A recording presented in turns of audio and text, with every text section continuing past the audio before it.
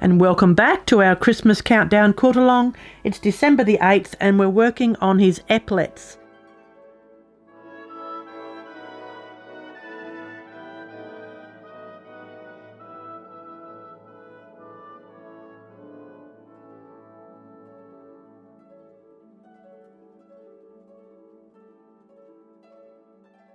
There we go, nice and simple, stack of rocks and a simple little echo around there. And I'm going to work my way across to the other shoulder.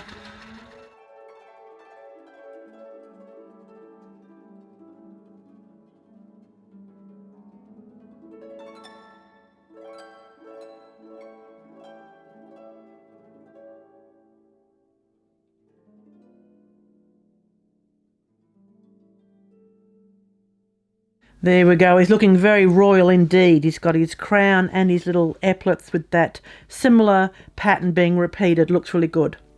Excellent. Okay, I shall see you all tomorrow. Bye-bye.